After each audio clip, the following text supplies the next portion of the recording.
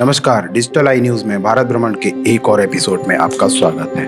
आज हम नदियों का इतिहास व मां नर्मदा की महानता की बात करने जा रहे हैं। कृपया वीडियो पूरा देखें व हमें वीडियो के कमेंट सेक्शन में अपने महत्वपूर्ण सुझाव जरूर दें। आपको बता दें, नदियों का इतिहास मानव सभ्यता के इतिहास से भी पुराना है, या ये कहें कि नदियां ना होती तो मनुष्य खानाबदोश ही रहता। जितनी भी सभ्यताओं ने जन्म लिया है वे सब की सब नदियों के किनारे ही पनपी हैं। नदियों ने भी आदमी की खूब देखभाल की है, उन्हें पानी दिया, अन्न दिया, इतना ही नहीं पर्यावरण को सुधारा और साल दर साल गंदगी को बहा धरती को साफ भी किया। भारत में नदियों का महत्व मनुष्य के लिए सिर्फ पानी देने वाली कोई प्राकृतिक रचना तक ही नहीं है, ये उनकी आस्था का विषय भी है। नदियों में स्नान, पितरों की आत्मा की शांति के लिए उनका तर्पण, विवाह, मुंडन और न जाने कितनी परंपराएं रही हैं, जिनका निर्वहन सदियों से नदियों के किनारे ही होता आ रहा है। गंगा को सब नदियों में सबसे पवित्र माना जाता है। गंगा का जल हिमालय की उन्नत चोटियों से निकल जब मैदानों में बहता है तो मन मोह लेता है। ये सच है कि गंगा पवित्र नदी है, पर नर्मदा की बात निराली है। नर्मदा घाटी की सभ्यता एशिया महाद्वीप की प्राचीनतम सभ्यताओं में से एक है और भारतीय उपमहाद्वीप की सर्वाधिक प्राचीन सभ्यता का केंद्र रही है। नर्मदा समूचे विश्व में दिव्य व रहस्यमयी नदी है। इसकी महिमा का वर्णन चारों वेदों की व्याख्या में श्री विष्णु के अवतार वेद व्यास जी ने स्कंद पुराण के रेवाखंड में किया है। श्री मां नर्मदा विश्व में एक ऐसी नदी है जिसका अपना पुराण है, जिसे हम नर्मदा या रेवा पुराण नाम से जानते हैं। इसके अलावा नर्मदा जी का महत्व कई ग्रंथों व पुराणों में मिलता है। इन सभी ग्रंथों में नर्मदा के इस धराधाम पर प्रकट होने की कथाएं कल्पभेद ढंग से वर्णन की गई है।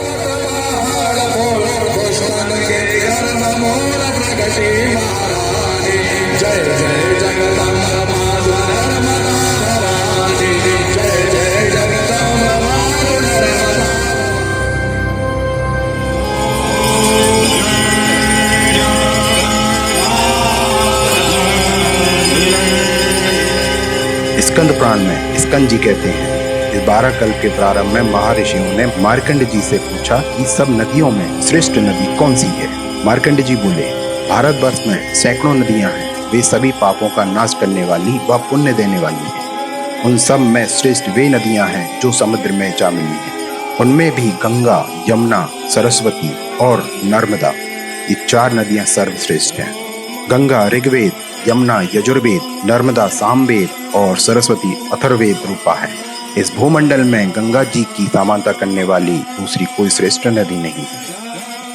परंतु पूर्व काल में नर्मदा नदी ने बहुत वर्षों तक तपस्या करके ब्रह्मा जी को प्रसन्न कर गंगा के समान होने का वरदान मांगा, लेकिन ब्रह्मा जी ने उनसे कहा कि कोई भी किसी के समान नहीं हो सकता।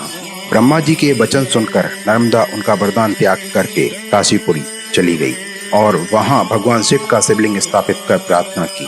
उनकी प्रार्थना से प्रसन्न होकर भगवान शंकर ने नर्मदा को कई वरदान दिए। उनमें से एक वरदान यह है कि जिस तरह गंगा में 1 दिन के स्नान से, यमुना में 7 दिन के स्नान से तथा सरस्वती में 3 दिन के स्नान से सब पापों का नाश होता है, वहीं नर्मदा जी के दर्शन मात्र से ही संपूर्ण पापों का निवारण हो जाता है।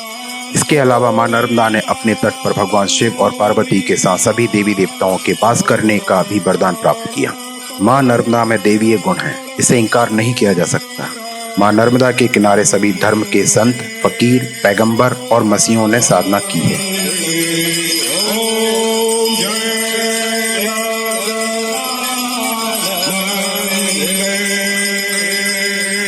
नर्मदा, जिसे रेवा के नाम से भी जाना जाता है, मध्य भारत की और भारतीय उपमहाद्वीप की 5वीं सबसे लंबी नदी है।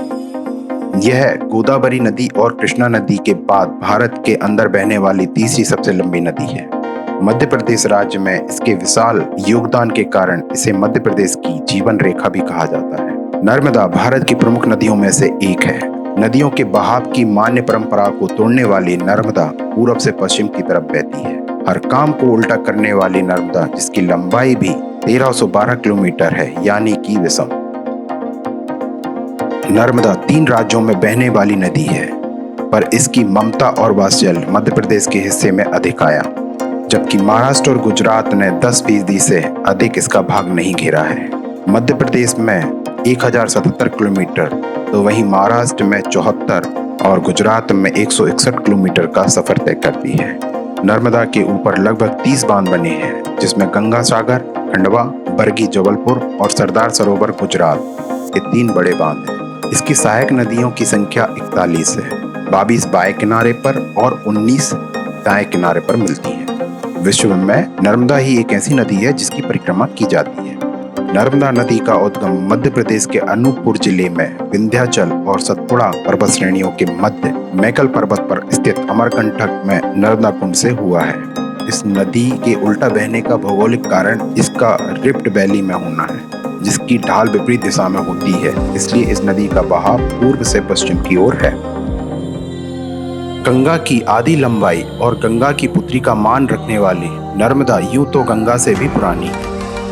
यहाँ आकर हर धर्म का व्यक्ति अपने परमेश्वर को मां नर्मदा में देख सकता है, चाहे वह हिंदुस्तान का हो या विदेश का। जो भी नर्मदा के किनारे आएगा वो यहीं अपने इष्ट को पाएगा। ये उनसे भी पूछा जा सकता है जिन्होंने मां नर्मदा की परिक्रमा की है और बरसों से नर्मदा के किनारे अपनी मुरादों को पूरा होते देखा है।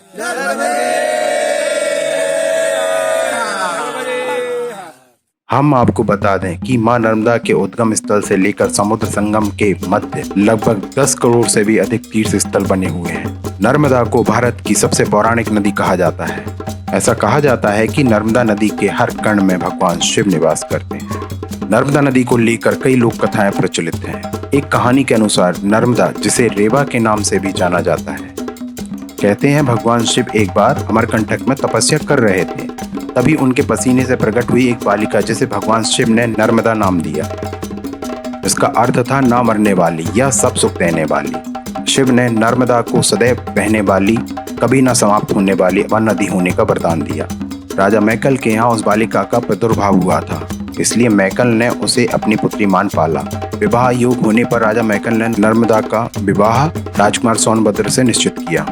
राजकुमारी नर्मदा की सहेली जुहिला जब उसका संदेश सोनभद्र के पास ले गई तो सोनभद्र जुहिला पर आसक्त हो गया। जुहिला ने भी अपनी सहेली से छल कर सोनभद्र के सन्मुख स्वयं को समर्पित कर दिया।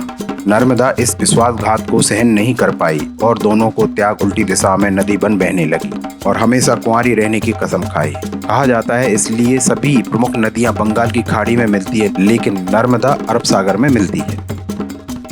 नर्मदा के दोनों किनारों पर दंडकारण्य के घने जंगल थे, इसलिए आर्य लड़ाकों से अधिक ये स्थान आर्य ऋषि मुनियों को भाया। आर्य ऋषि मुनियों के अनुकूल होने से यहाँ आरण्य संस्कृति ने पैर पसारे और मार्कंडेय, कपिल, भृगु समेत अनेक ऋषियों ने नर्मदा तट पर आश्रम बनाए व तपस्या की। हम नदियों को माँ मानते हैं पर उनके साथ माँ जैसा बर्ताव नहीं करते। अब आप ही बताइए, क्या आप अपनी माँ के ऊपर कूड़ा कचरा डालते हो, गंदगी फेंकते हो? नहीं ना। फिर जिन नदियों को हम माँ मानते हैं उनको क्यों गंदा व प्रदूषित कर रहे हैं? उनमें क्यों कूड़ा कचरा गंदगी डाल रहे हैं? जाने अनजाने हम पूजा धर्म के नाम पर हमारी नर्मदा माँ को दिनों दिन गंदा व प्रदूषित करते जा रहे हैं। जो जल, अन्न और जीवन देता है, हम उसे ही खत्म करने की कोशिश कर रहे हैं। जो नर्मदा हम पर अपने बच्चों की तरह प्यार लुटाती है, हमारी सारी इच्छाएं पूरी करती है, हम लोग उसी माँ को दुख दिए जा रहे हैं। मेरी आप लोगों से प्रार्थना है कि कृपया हम लोग धर्म व आस्था के नाम पर हमारी माँ जैसी नदियों को गंदा ना करें और ना ही किसी को गंदा करने दें। आपको नहीं लगता कि हमारी आने वाली पीढ़ियां भी माँ नर्मदा के दर्शन कर सकें, जैसे हमें माँ नर्मदा का साफ, स्वच्छ और निर्मल वात्सल्य मिला है, उन्हें भी मिल सके? सोचिएगा जरूर। अभय वरदान देने वाली, निज आनंद प्रदान करने वाली नर्मदा माँ को मेरा नमस्कार। आज के लिए बस इतना ही। अगले वीडियो में फिर मुलाकात होगी, तब तक के लिए हर हर नर्मदे।